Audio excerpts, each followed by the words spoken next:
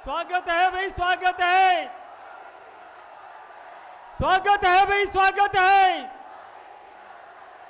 स्वागत है भाई, स्वागत है, स्वागत है भाई, स्वागत है, स्वागत है भाई, स्वागत है।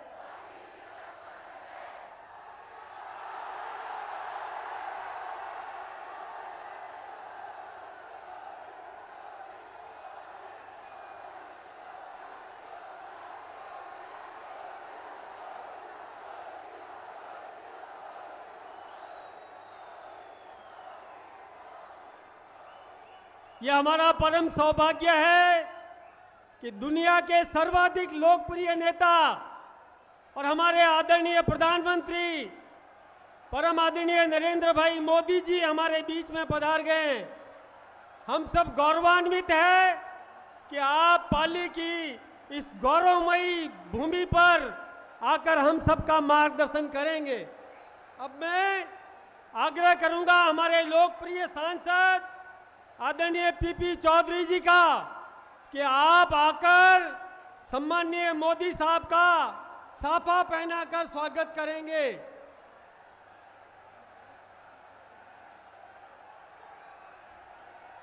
और दुपट्टे के लिए हमारे सम्माननीय जिलाध्यक्ष मनसा राम जी दुपट्टा पहनाएंगे। और स्मृति चिन्ह देने के लिए मैं जिलाध्यक्ष सहित सातों उम्मीदवार उनसे आग्रह करूंगा और आदरणीय पीपी चौधरी जी, आदरणीय ओम प्रकाश जी माथुर साहब, आप स्मृति चिन्ह प्रदान करेंगे। आदरणीय कैलाश जी चौधरी साहब, थोड़ा चौड़ा हो जाओ, थोड़ा चौड़ा करो, घेरा घेरा चौड़ा करो। अब मैं यहां के ट्रस्टी आदरणीय महेश्वरानंद जी महाराज साहब, जो ओम विश्वदीप आश्रम के ट्रस्टी है, जिन्होंने ये भूमि हमको उपलब्ध करवाई, मैं उनसे आग्रह करूंगा कि आप भी हमारे प्रधानमंत्री जी को स्मृति चिन्ह प्रदान करें।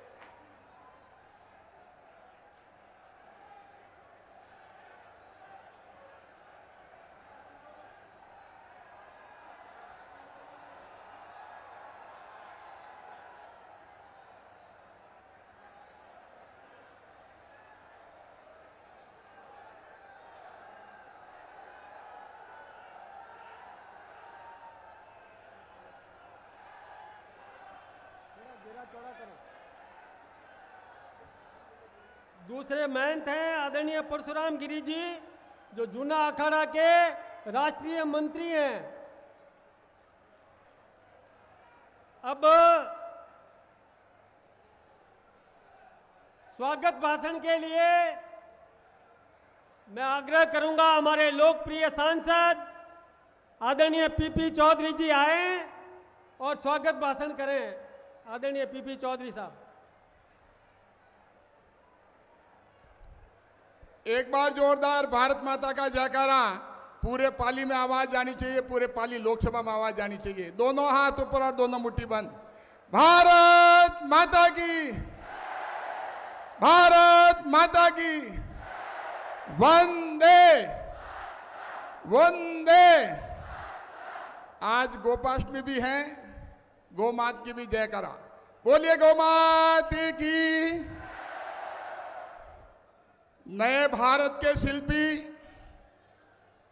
विश्व में भारत का डंका बजाने वाले वैश्विक नेता, वास्तविक जननायक, 140 करोड़ के हृदय सम्राट, अंत्योदय से राष्ट्रोदय की प्रेरणा को साकार करने वाले, एक भारत श्रेष्ठ भारत के शिल्पकार, मां भारती के परम उपासक, देश में विकास की गंगा बहाने वाले, ऐसे हमारे भारत के भागीरथ माननीय श्रद्धेय प्रधानमंत्री मोदी जी का हमारे पाली की जनता की ओर से, पाली लोकसभा की ओर से मेरी ओर से मैं बहुत बहुत वंदन, हार्दिक स्वागत करता हूं।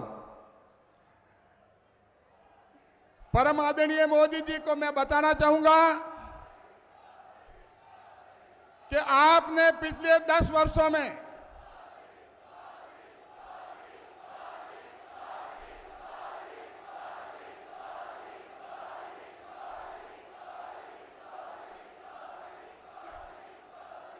आप राजस्थान में जो विकास की गंगा आपने बहाई है, चाहे पाली लोकसभा क्षेत्र हो, चाहे पाली जिला हो, पूरे राजस्थान को बिना किसी भेदभाव के पिछले 10 वर्षों में लगभग 8,71,000 करोड़ रुपए विकास के लिए दिए। लेकिन यह भी बताना चाहूंगा कि 2014 के पहले कांग्रेस की मनमोहन सरकार ने 10 सालों में 1,60,000 करोड़ राजस्थान को दिए थे। लेकिन आपके दिए हुए जल जीवन मिशन के पैसे, जो कि राजस्थान हमेशा पानी के लिए तरसता है, वो काम जो है राजस्थान में बहुत पहले होना था, लेकिन वो काम समय पे नहीं होकर के उसमें भ्रष्टाचार, क्वालिटी का काम नहीं होकर के जो भी हुआ उसमें पाइपलाइन जिस स्तर पर होनी चाहिए वो नहीं है। तो जिस हिसाब से कांग्रेस सरकार ने, राजस्थान की गहलोत सरकार ने भ्रष्टाचार किया है, वो आम जनता के साथ में एक बहुत बड़ा धोखा किया है।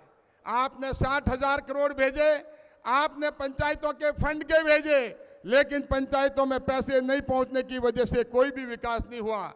मैं धन्यवाद दूंगा प्रधानमंत्री मोदी जी को कि राजस्थान को रेलवे के लिए लगभग 630 करोड़ जो कांग्रेस सरकार भेजती थी, उसकी बजाय 2023 में करीब 9,300 करोड़ रुपए रेलवे के विकास के लिए भेजे। ये अपने आप में एक कीर्तिमान स्थापित है। मैं ये भी बताना चाहूंगा कि पिछले 5 सालों में कांग्रेस गहलोत सरकार ने एक तुष्टीकरण की पराकाष्ठा पे पहुंची, एक हिंदू विरोधी सरकार के रूप में साबित हुई, और किस तरह से एक पूरे राजस्थान में प्रायोजित दंगे हुए और दंगाइयों के खिलाफ में कोई कार्रवाई नहीं होना और हिंदू समाज के लोगों को प्रताड़ित करना, ये राजस्थान सरकार का पिछले 5 साल में काम रहा है। एक शर्मनाक बात है कि मेवात क्षेत्र में हिंदुओं का पलायन और एक समुदाय विशेष का आतंक जिस हिसाब से है, समुदाय विशेष के आरोपियों के हौसले बुलंद, और मेवात में बहन बेटियों के साथ दुष्कर्म और गोकशी की घटनाएं जो है वो लगातार बढ़ी हैं। रामनवमी की शोभा यात्रा को रोकना और आतंकी पर्याय पॉपुलर फ्रंट ऑफ इंडिया को कोटा में जुलूस की परमिशन देना, ये कांग्रेस की गहलोत सरकार पिछले 5 साल में कर रही है। यही नहीं, अलवर में, राजगढ़ में कांग्रेस सरकार ने बुलडोजर करके 300 साल पुराना शिव मंदिर को ढा दिया, और जब शिवलिंग नहीं निकले वहां से, जब वहां से नहीं हटे, तो उसमें उन्होंने ड्रिल से उसको शिवलिंग को हटाया। तो मैं कहना चाहूंगा किस हिसाब से कांग्रेस सरकार जो है पिछले 5 सालों में एक तुष्टीकरण की राजनीति अपनाई, और मैं प्रधानमंत्री जी को आश्वस्त करना चाहता हूं, विश्वास दिलाना चाहता हूं, ये पाली की जनता, पाली लोकसभा की जनता, ये पाली भाजपा का गढ़ है आपके नेतृत्व में, और पाली की 8 सीटें हम आपकी झोली में जो है डालेंगे। और पाली बहुत बहुत धन्यवाद। जय हिंद, जय भारत, भारत माता की, भारत माता की, वंदे। धन्यवाद। अब आप सब जिनको सुनना चाहते हैं, आप जानते हैं कि दुनिया की अनेक प्रतिष्ठित संस्थाओं ने अनेक कोणों से आकलन करके सर्वे किया, और उस सर्वे में यह साबित किया कि दुनिया के सर्वाधिक लोकप्रिय नेता आदरणीय नरेंद्र भाई मोदी जी हैं। ये अनेक संस्थाओं ने सर्वे करके किया। आप जानते हैं कि कोरोना जैसी महामारी से दुनिया को बचाने का काम आदरणीय नरेंद्र भाई मोदी जी ने किया। हमारे पायलट अभिनंदन को और पाकिस्तान के चंगुल से निकालकर सुरक्षित भारत में पहुंचाया आदरणीय नरेंद्र भाई मोदी जी ने। आप जानते हैं कि रूस यूक्रेन युद्ध में युद्ध को बीच में रोककर, और जैसे दो सांड लड़ते हैं उनके और सींग पकड़कर रोककर हमारे बच्चों को सुरक्षित निकालने वाले संरक्षक, अभिभावक आदरणीय नरेंद्र भाई मोदी जी, और आतंकवाद को नेस्तनाबूद करके सर्जिकल स्ट्राइक करके और उस कारखाने को समाप्त करने वाले आदरणीय नरेंद्र भाई मोदी जी, हमारी अर्थव्यवस्था को सुदृढ़ करने वाले आदरणीय नरेंद्र भाई मोदी जी, और विकास की गारंटी आपको पता है आदरणीय नरेंद्र भाई मोदी जी, कृणवंतो विश्वम आर्यम ये संदेश लेकर और दुनिया में वसुधैव कुटुंबकम का पाठ देने वाले और विश्व गुरु के पद स्थापित करने वाले आदरणीय नरेंद्र भाई मोदी जी को अब मैं निवेदन करूंगा कि कृपया हमारा मार्गदर्शन करें। आदरणीय मोदी साहब,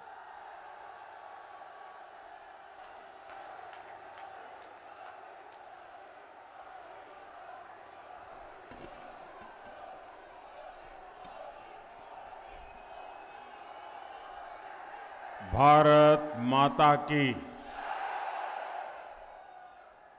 आवाज गुजरात तक पहुंचनी चाहिए। भारत माता की,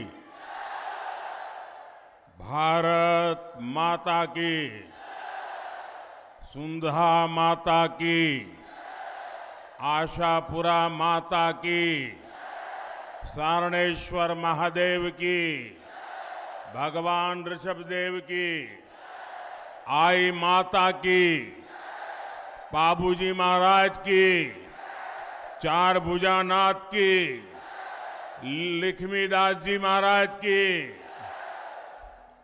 भारत माता की।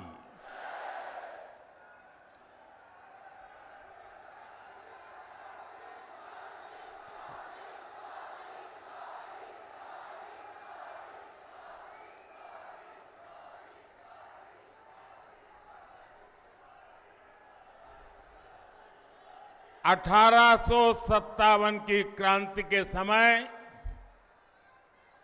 अंग्रेजों से लोहा लेने वाले योद्धा कुशाल सिंह जी की धरती पर मैं आप सभी का और पूरे राजस्थान को आदरपूर्वक नमन करता हूं, अभिनंदन करता हूं। मैं मेरी बात शुरू करने से पहले आज आपका मैं विशेष रूप से धन्यवाद करना चाहता हूं। देखिए, ये हमारे ओम जी, हम ऐसे लोग हैं जो सालों से संगठन का काम करते थे, कंधे पर थैला लटका के बसों में जाना, पार्टी का काम करना, और चुनाव प्रबंधन भी देखते थे।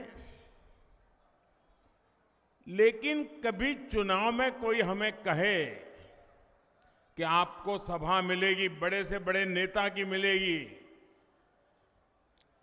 तो भी हम कहते हैं कि साहब हम तो सभा तो करेंगे, लेकिन सुबह 11 बजे मत दो, देना है तो 2 बजे, 3 बजे, 4 बजे दे दो।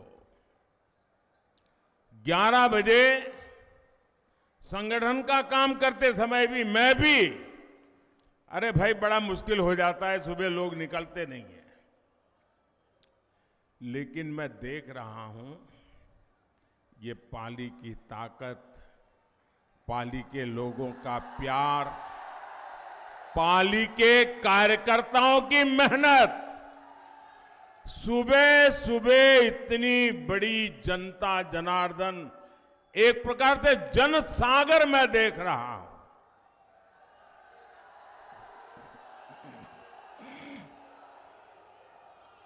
आप इतनी बड़ी तादाद में हम सबको आशीर्वाद देने के लिए आए हैं। मैं आप सबका हृदय से बहुत बहुत आभार व्यक्त करता हूं।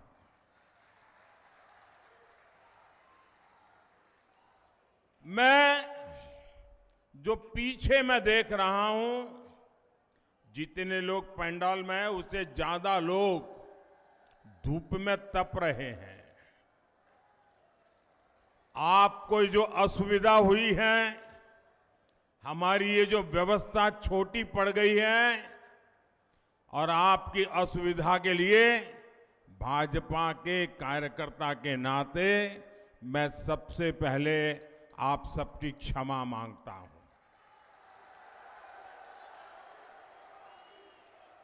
जो लोग ये ताप में तप रहे हैं और बड़े धैर्य के साथ सभा को सुन रहे हैं, जो ताप में तप रहे हैं, उनको मैं विश्वास दिलाना चाहता हूं कि ये ताप, ये आपकी तपस्या कभी भी बेकार नहीं जाने दूंगा। मैं विकास करके उसे लौटाऊंगा। आपके लिए कल्याण योजनाएं लेकर के आऊंगा और आपकी इस तपस्या का मैं प्यार से उसकी कीमत चुकाऊंगा, ये मैं आपको वादा करता हूं। भाइयों बहनों, ये पाली ऐसा है कि जो कभी पाला बदलता ही नहीं है।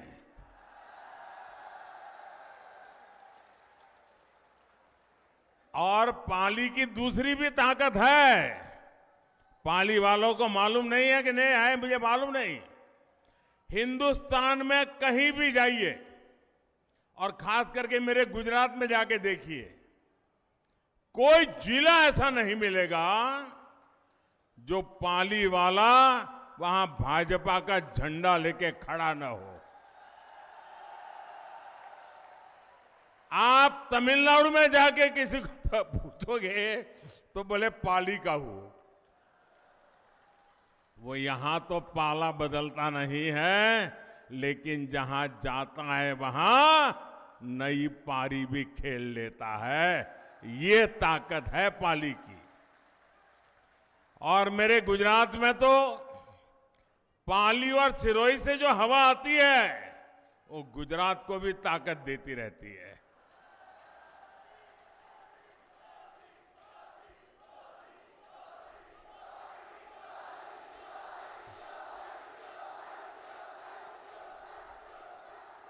और मैं आज बड़े बड़े विश्वास से दो बात कह रहा हूं।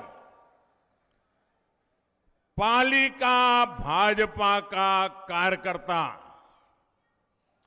और सोजत की मेहंदी का रंग, ये कभी भी उतरते नहीं है।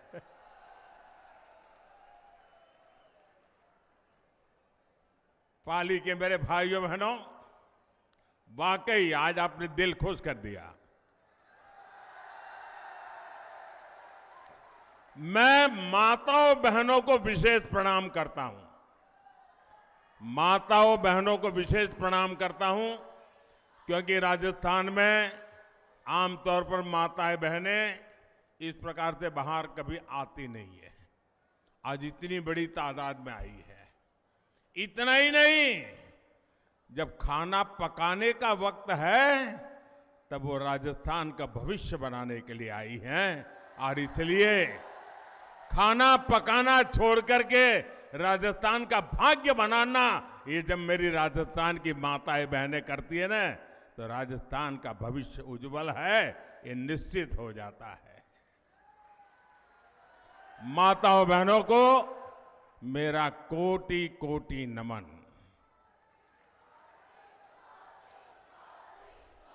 साथियों, मैं पिछले कुछ दिनों से राजस्थान में जहां जहां गया हूं, राजस्थान के लोगों को जहां जहां मिला हूं, एक स्वर से एक ही आवाज सुनाई दे रही है। हर कोई कह रहा है, जन जन की है यही पुकार, जन जन की है यही पुकार, जन जन की है यही पुकार। मेरे परिवारजनों, आज पूरा देश विकसित होने के लक्ष्य के लिए दिन रात मेहनत कर रहा है। भारत 21वीं सदी में जिस ऊंचाई पर होगा, उसमें राजस्थान की भूमिका बहुत बड़ी होगी, अवश्य होगी।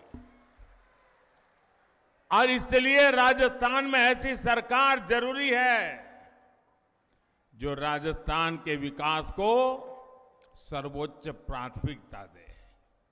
दुर्भाग्य से पिछले 5 साल राजस्थान में जो कांग्रेस सरकार रही, उसने अपने लोगों को विकास में और पीछे धकेल दिया। यहां की कांग्रेस सरकार के लिए भ्रष्टाचार से बड़ा कुछ भी नहीं है। यहां की कांग्रेस के लिए परिवारवाद ही सब कुछ है। यहां की कांग्रेस सरकार तुष्टीकरण के अलावा कुछ नहीं सोचती। तुष्टीकरण की राजनीति का असर क्या होता है, इसको राजस्थान ने बीते 5 वर्षों में झेला है। कांग्रेस ने राजस्थान को दंगों में झोंक दिया। दंगों और आतंक की मानसिकता रखने वाले के हौसले बुलंद हो गए। सौहार्द की इस धरा पर ऐसी ऐसी घटनाएं हुई जिनके बारे में कभी कल्पना भी हम नहीं कर सकते थे। ऐसी विकृत मानसिकता वाली कांग्रेस को अच्छे से सबक सिखाना जरूरी है। सिखाओगे? सिर्फ पाली में ही सिखाओगे कि औरों को भी बताओगे? मेरे परिवारजनों, कांग्रेस और उसके घमंडिया गठबंधन की ये पहली हरकत नहीं है।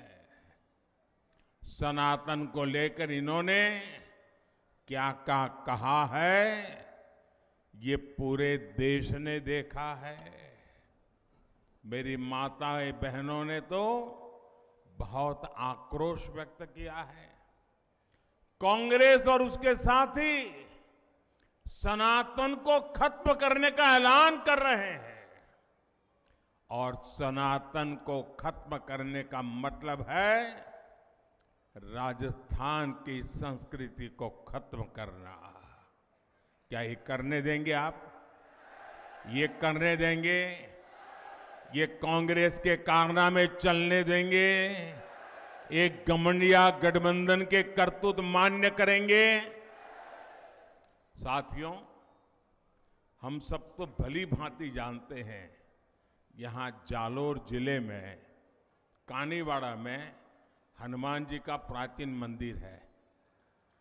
उस हनुमान जी के प्राचीन मंदिर में पीढ़ियों से दलित समाज के ही पुजारी होते हैं, भगवान की पूजा करते हैं और सब लोग जाकर के वहां आशीर्वाद लेते हैं, प्रसाद आरोग्य करते हैं।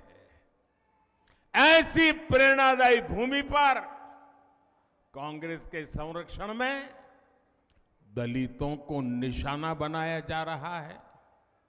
आप देखिए, महिलाओं और दलितों को लेकर ये कैसी कैसी भाषा का उपयोग कर रहे हैं। कुछ दिन पहले ही बिहार में घमंडिया गठबंधन के एक नेता,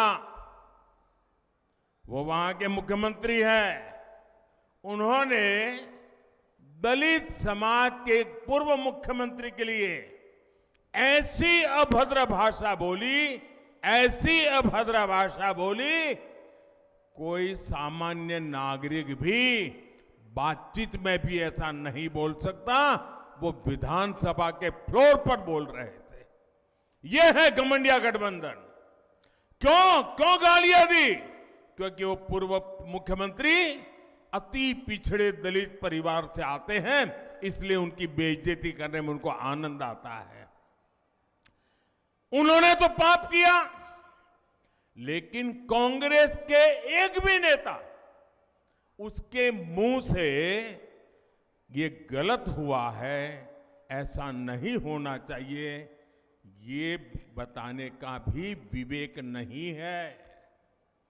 दलितों के खिलाफ अत्याचार करने वालों को देखकर कांग्रेस आंखों पर पट्टी बांध लेती है। यहां राजस्थान में 5 वर्ष तक दलित परिवारों के साथ हुए अत्याचार पर कांग्रेस ने यही किया है। साथियों, जब से महिलाओं को आरक्षण देने वाला कानून नारी शक्ति वंदन अधिनियम पारित हुआ है, तब से इन्होंने महिलाओं के विरुद्ध अभद्र अभियान छेड़ दिया है। घमंडिया गठबंधन के नेताओं ने कैसी कैसी आपत्तिजनक टिप्पणियां हमारी माताओं बहनों के लिए की है। बिहार के मुख्यमंत्री ने तो विधानसभाओं में महिलाओं के प्रति घोर अपमानजनक शब्दों का प्रयोग किया है। लेकिन मजाल है कि कांग्रेस के किसी भी नेता ने कोई आवाज उठाई हो, और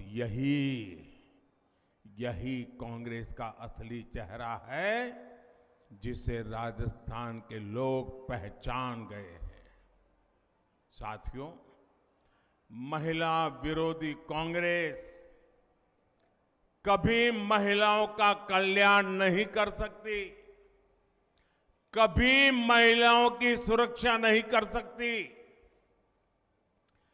कांग्रेस ने राजस्थान को महिलाओं के खिलाफ अपराध में नंबर 1 बना दिया है। यहां मुख्यमंत्री कहते हैं कि राजस्थान की बहनों बेटियों ने पुलिस थाने में जाकर के उन पर जो अत्याचार हुए, जुल्म हुए, उसकी जो शिकायतें, फरियाद दर्ज की हैं, यहां के मुख्यमंत्री कहते हैं कि ये सारी शिकायतें फर्जी है। क्या कोई मां बहन ऐसी फर्जी शिकायत करे, ऐसा हमारे देश में कभी हो सकता है क्या? आप मुझे बताइए, हो सकता है क्या? कभी कोई महिला, हमारे देश की माताएं बहनें तो ऐसी हैं, थोड़ा सा भी उनके साथ किसी ने बदतमीज की हो तो चुपचाप वहां से चुपचाप चली जाती है। वो सोचती है कि वो बुरा आदमी है, वो अपने घर जाए, मैं अपने काम पे चली जाती हूं। वो कभी झूठ बोलने का तो सोचती भी नहीं है। और जब पुलिस थाने में जाकर के उस पर हुए अत्याचार की बात लिखवाती है, तो कुछ तो सच होगा कि नहीं होगा भाई? होगा कि नहीं होगा? अरे मुख्यमंत्री ये कहे कि भाई हम जांच करवाएंगे, वे तो मुख्यमंत्री सर्टिफिकेट देते हैं कि महिलाएं आजकल फर्जी चीजें लिखवा देती हैं। क्या ये महिलाओं का अपमान है कि नहीं है? ऐसे ही जवाब देते हैं क्या? ये महिलाओं का अपमान है कि नहीं है? ये महिलाओं का अपमान है कि नहीं है? ये महिलाओं का अपमान है कि नहीं है? ये अपमान करने वाली सरकार जानी चाहिए कि नहीं जानी चाहिए? पूरे राजस्थान से जानी चाहिए कि नहीं जानी चाहिए? इतना ही नहीं, ये मुख्यमंत्री का सबसे करीबी मंत्री विधानसभा में इस अत्याचार को ये कहकर के उचित ठहराता है कि राजस्थान तो मर्दों का प्रदेश है। क्या मर्द इसलिए मर्द कहलाते हैं कि इस प्रकार से पाप करते हैं? ये मर्दों का अपमान है कि नहीं है? ये मर्दों का अपमान है कि नहीं है? अरे राजस्थान के मर्द बहन बेटियों की इज्जत के लिए अपना सर कटवा सकते हैं, ये मर्द होते हैं राजस्थान। और तुम्हारे मंत्री खुलेआम कह दे कि तो मर्दों का प्रदेश है तो फिर महिलाओं के साथ आपको शोभा देता है क्या? और इतना ही नहीं, उस मंत्री के पास शायद कई लाल डायरिया छिपी हुई है, इसलिए ऐसे मंत्री को भी टिकट दे दिया। इसका मतलब ये हुआ कि महिलाओं पर अत्याचार और जुल्म करने वालों को कांग्रेस की दिल्ली सरकार भी, कांग्रेस के दिल्ली के कारनामे करने वाले लोग भी, कांग्रेस के दिल्ली में बैठे हुए सारे बाजीगर भी ये जादूगर की हर बात मानने लग गए हैं। और इसलिए कांग्रेस और इसके घमंडिया साथियों की मानसिकता एक जैसी है, महिला विरोधी है। मैं राजस्थान की हर बहन बेटी को कहूंगा, आपको राजस्थान से कांग्रेस को साफ करने के बाद ही चैन से बैठना है। कांग्रेस के लोग सिर्फ एक परिवार के बारे में सोचते हैं, भाजपा के लिए आप सभी हमारा परिवार है। भाजपा का निरंतर प्रयास है कि हर परिवार की बचत को कैसे बढ़ाया जाए। आप याद कीजिए, कांग्रेस की सरकार जब थी तब 2 लाख रुपए तक की इनकम पर भी टैक्स लगता था। यहाँ के लोग तो बराबर व्यापार दुनिया से जुड़े हुए हैं। 2 लाख रुपए पर टैक्स लगता था कि नहीं लगता था? जरा जवाब दीजिए, याद कीजिए। कांग्रेस के जमाने में 2 लाख रुपया पर टैक्स लगता था कि नहीं लगता था? ये मोदी के आने के बाद 7 लाख रुपये तक एक नया पैसा टैक्स नहीं लगता है। मेरे मध्यम वर्ग के पैसे बचते हैं। 2014 में सरकार बनने के बाद भाजपा ने डायरेक्ट टैक्स में जो कमी की है, उसकी वजह से मध्यम वर्ग के जेब में 2.5 लाख करोड़ रुपए बचे हैं। और ये हमारे कर्मचारी हो, हमारे व्यापारी हो, छोटे दुकानदार हो, इनके लिए बहुत बड़ी राहत का काम है। साथियों, ये केंद्र की भाजपा की सरकार की नीतियां हैं, जिसकी वजह से आज आपके मोबाइल का बिल भी कम आ रहा है। कभी आपको मालूम है पहले मोबाइल का कितना बिल देते थे आप? सब भूल गए। अब ये भूल जाओगे तो कैसे चलेगा भाई? जरा पुराना हिसाब किताब निकाल दीजिए। 2014 के पहले आपके पास अगर मोबाइल फोन था तो मोबाइल का बिल कितना आता था, वो जरा देख लीजिए। कांग्रेस सरकार के समय में आप जितना मोबाइल डेटा खर्च करते थे, आज अगर डेटा की कीमत वही होती, 2014 में जो दाम देने पड़ते थे, आज अगर वही होता ना, तो हर महीने सिर्फ मोबाइल खर्च में आपको 5,000 रुपया अधिक खर्च करना पड़ता। अभी आपका हर महीने 5,000 रुपया बचा कि नहीं बचा? जरा जोर से बोलो ना, पैसा बचा यार, मारवाड़ी हो। 5,000 रुपया बचा कि नहीं बचा? आज एक घर में 3 या 4 मोबाइल होते हैं तो कितना रुपया बचा? कितना रुपया बचा? ये मोदी का काम करने का तरीका है। अनेक परिवार है। अब आप देखिए कि मध्यम वर्ग का परिवार हो, कोई गरीबी से लड़कर के बाहर आया हुआ नया नया मध्यम वर्ग में आया है, लेकिन परिवार में बुजुर्ग माँ बाप हो और मान लीजिए एक डायबिटीज जैसी बीमारी आ गई, तो उसको हर महीने जो दवाई लेनी पड़ती है ना, 1,000-2,000 रुपया का अतिरिक्त खर्चा हो जाता है। होता है कि नहीं होता है? लेकिन हमने स्थान स्थान पर प्रधानमंत्री जन औषधि केंद्र खोले। 80% डिस्काउंट। कितना? जरा बोलिए ना भैया। 80% डिस्काउंट। कितना? 80% डिस्काउंट। ये माताओं बहनों को पूछना डिस्काउंट क्या होता है। दिवाली में साड़ी की दुकान पे जाएं और कोई बड़ा बोर्ड लगा दें कि 10% डिस्काउंट, वो साड़ी कहां वहां खरीदने जाती हैं, क्योंकि डिस्काउंट हमारे देश में बहुत चलता है, लेकिन कोई 10% 20% से ज्यादा डिस्काउंट देता नहीं है। ये आपका बेटा दवाइयों में 80% डिस्काउंट, ताकि मध्यम वर्ग के परिवार में डायबिटीज की दवाई लानी पड़े तो जो दवाई उसको 2000 रुपये में लानी पड़ती थी वो उसको 10% 20% में मिल जाती है भाई। उसका 80% पैसा बच जाता है।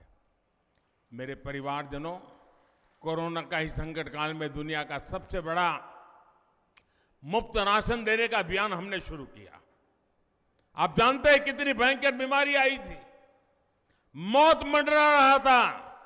दुनिया भर में अस्पतालों से खबरें, मतलब डेड बॉडी के ढेर दिखाई देते थे। पूरे देश चारों तरफ मौत का आतंक छाया हुआ था कि नहीं था? कोविड ने डरा दिया था कि नहीं डरा दिया था? कब घर में मौत आकर के दरवाजे पर खटखटाएगी, डर लगता था कि नहीं लगता था? बेटा भी मां की सेवा के लिए उसके कमरे में नहीं जा पाता था, मां भी बेटे की सेवा नहीं कर पाती थी। हर किसी को लगता था कहीं कोरोना हो जाए। और उस समय बाहर भी सारा काम बंद हो गया था, लोग भी अपने अपने घर वापस चले आए थे। तब ये आपका बेटा सोता नहीं था। ये आपका बेटा दिन रात जागता था। और तब मैंने तय किया था, कुछ भी हो जाए, कुछ भी हो जाए, कितनी ही मुसीबत क्यों ना आए, खजाना खाली क्यों ना हो जाए, लेकिन किसी भी घर का चूल्हा बुझने नहीं दूंगा। किसी गरीब मां को आंसू बहाने के लिए मजबूर नहीं होना पड़ेगा। कोई बेटा भूख से नहीं सोएगा।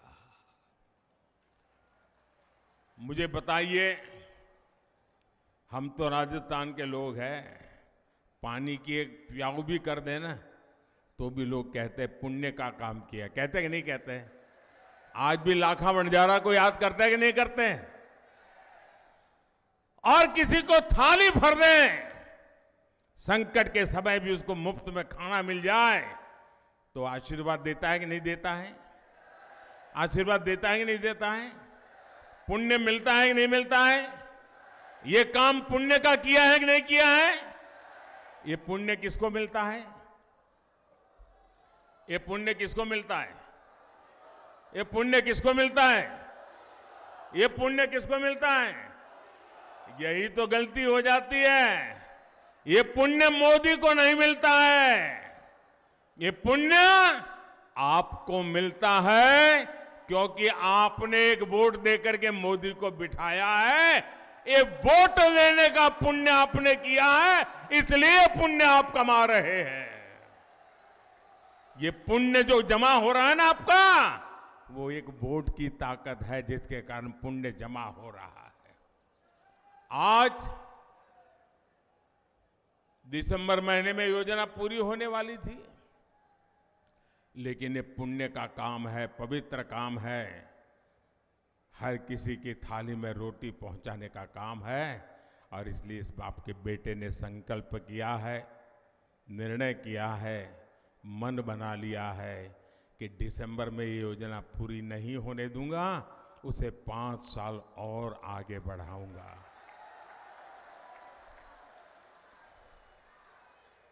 लेकिन कांग्रेस के भ्रष्ट लोगों ने इसमें भी भ्रष्टाचार का मौका खोज लिया। मेरे परिवारजनों, राजस्थान सरकार की लूट का एक और उदाहरण पेट्रोल की कीमत है। आप देखिए, राजस्थान के अड़ोस पड़ोस के राज्य, राजस्थान का पड़ोसी यूपी है, राजस्थान का पड़ोसी हरियाणा है, राजस्थान का पड़ोसी गुजरात है, वहां भाजपा की सरकारें हैं। वहां पेट्रोल 97 रुपये प्रति लीटर मिलता है, 97। लेकिन कांग्रेस की राजस्थान सरकार गुजरात, उत्तर प्रदेश, हरियाणा से 12-13 रुपया पेट्रोल एक एक लीटर का ज्यादा लेती है, महंगा पेट्रोल बेचती है और कट की कंपनी चलाती है। और इसके कारण राजस्थान में लगातार कीमतें बढ़ रही है। मैं आज राजस्थान को वादा करता हूं, मैं गारंटी देता हूं, 3 दिसंबर के बाद भाजपा सरकार बनेगी तो उसके बाद पेट्रोल डीजल की कीमतों की समीक्षा की जाएगी। इससे गरीब और मिडिल क्लास परिवारों को बहुत राहत मिलेगी।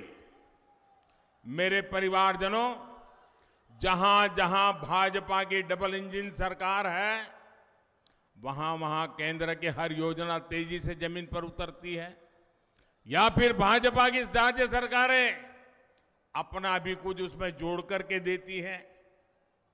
जहां जहां भाजपा सरकारें हैं, वहां पीएम किसान सम्मान निधि के 6,000 रुपये के साथ भाजपा की राज्य सरकार भी अपनी तरफ से 6,000 किसानों को और जोड़ करके देती है। अब मैं राजस्थान भाजपा के नेताओं को बधाई देता हूं, उन्होंने भी संकल्प किया है कि 3 दिसंबर को बाद भाजपा की सरकार बनने के बाद किसान को 6,000 रुपया और, यानी अब 12,000 रुपया मिलना शुरू हो जाएगा। लेकिन भाइयों बहनों, किसान विरोधी, गरीब विरोधी कांग्रेस सरकार आपके हित में ऐसा कोई फैसला ले ही नहीं सकती है। एक और उदाहरण मैं देता हूं, गरीबों को पक्का आवास देने की योजना। लेकिन राजस्थान में हम पूरी कोशिश के बाद भी अभी तक लगभग 20 लाख गरीब बना पाए हैं। यहां पाली जिले के गांवों में भी 35,000 से अधिक घर बने हैं। इनकी संख्या बहुत ज्यादा हो सकती थी, लेकिन राजस्थान की गरीब विरोधी सरकार ने गरीबों के घर बनाने में लगातार अड़चनें लगाई। और मुझे भी हेलीपैड पर कार्यकर्ता मिले, वो बजा रहे थे कि जब भी रजिस्ट्री होती थी तो राजस्थान की सरकार ऑनलाइन को सब बंद कर देती थी, ऑफलाइन कर देती थी, और बोले हमारा रजिस्ट्री नहीं होती थी, ऐसा पाप करते थे। ये गरीब विरोधी कैसी मानसिकता है। भाइयों बहनों, आप मेरा एक काम करेंगे,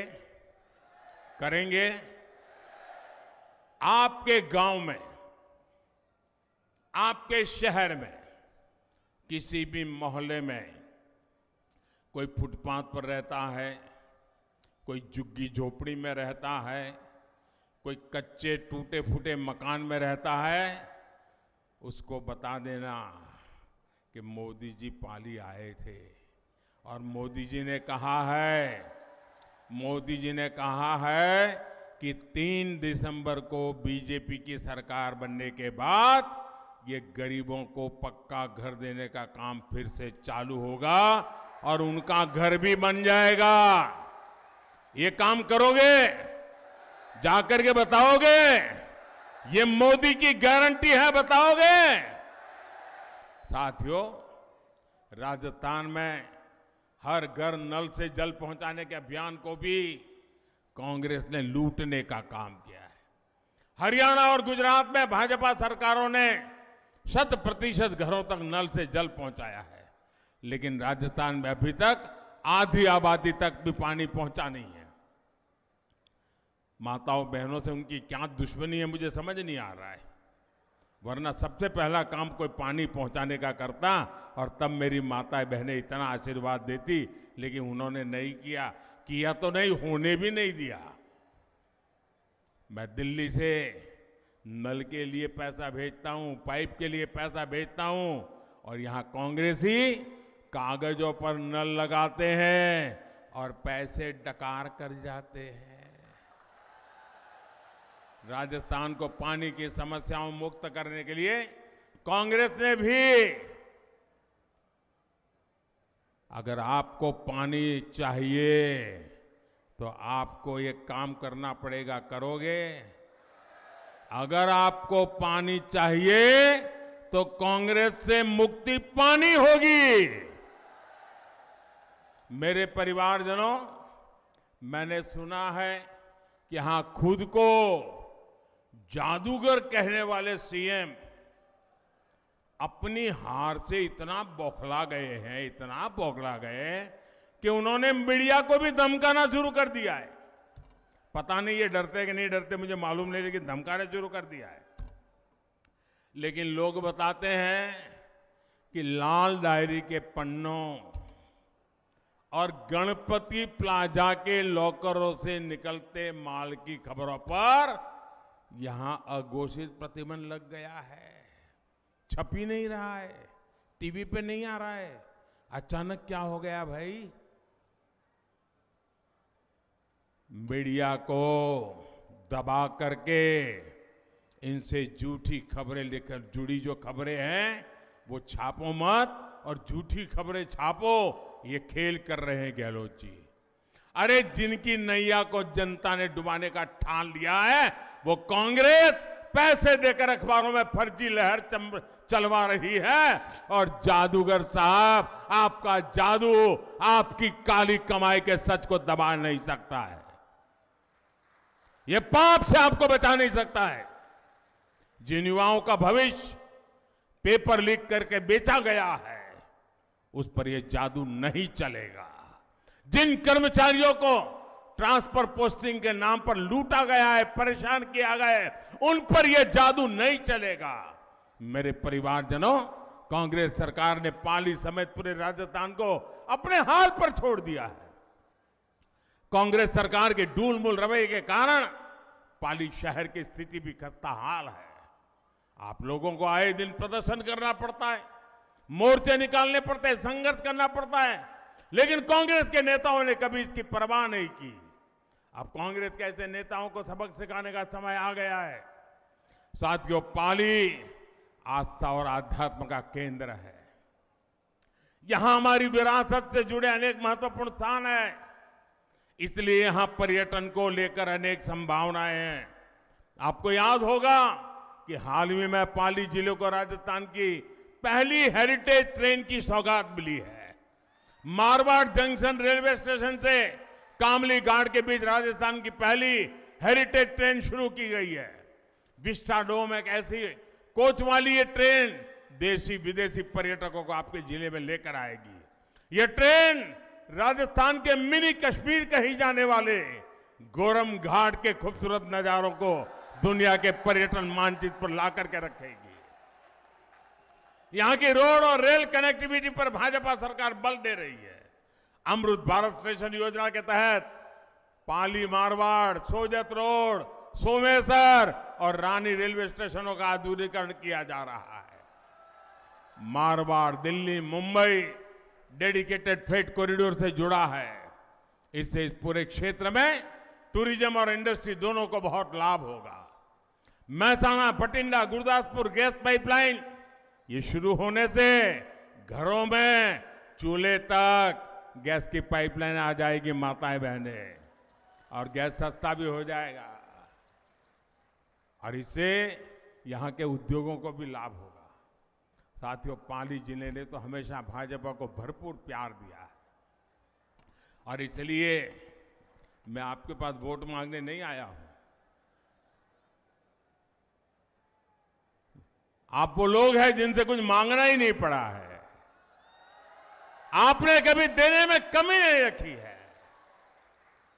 मैं तो आया हूं मेरे पाली के सभी परिवारजनों को निमंत्रण देने के लिए कि 3 दिसंबर के बाद भाजपा की सरकार का शपथ होगा, उस शपथ समारोह में आने के लिए निमंत्रण देने आया हूं।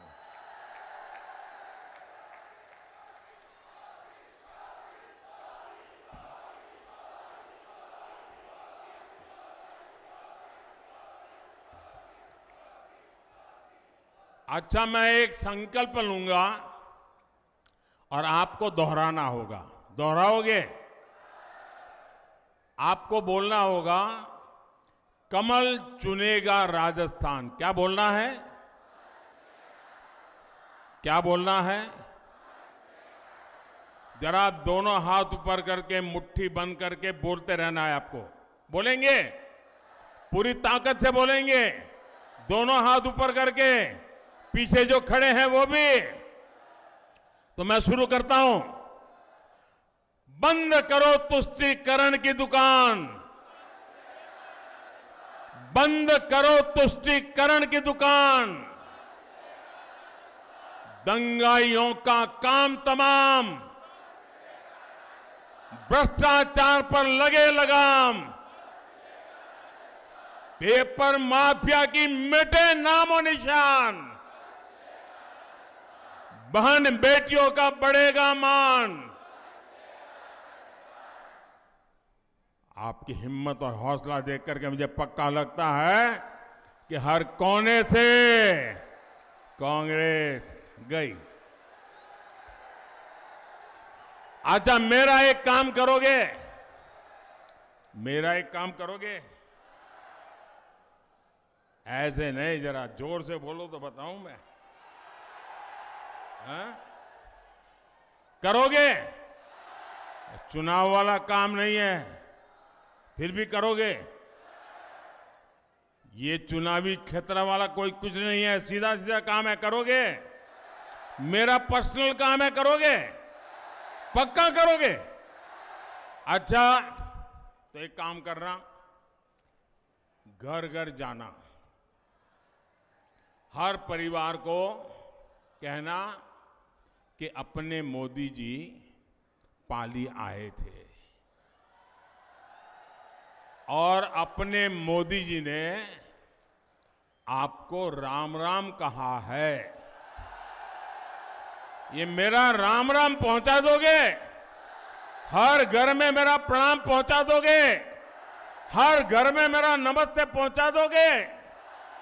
जब आप हर परिवार में मेरा राम राम पहुंचाओगे ना, मेरा प्रणाम पहुंचाओगे ना, मेरा नमस्ते कहोगे ना, तो वो पूरा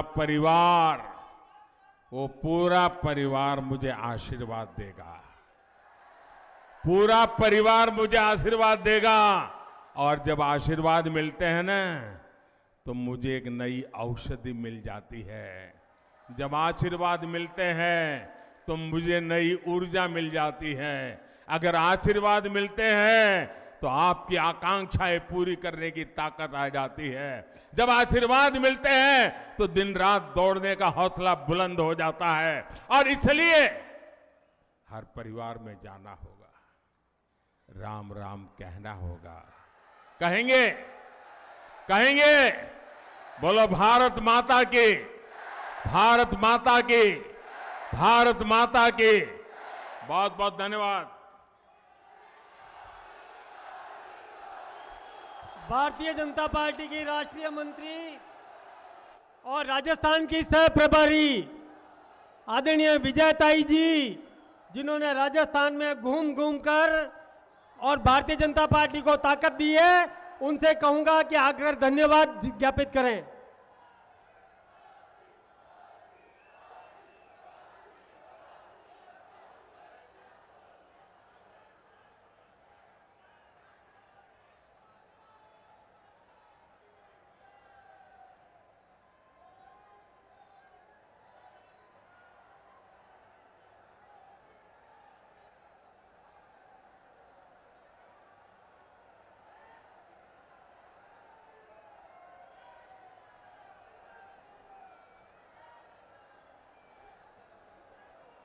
विजयताई जी बहुत प्रसन्न है, आप सबके परिश्रम पर बहुत खुश हुई।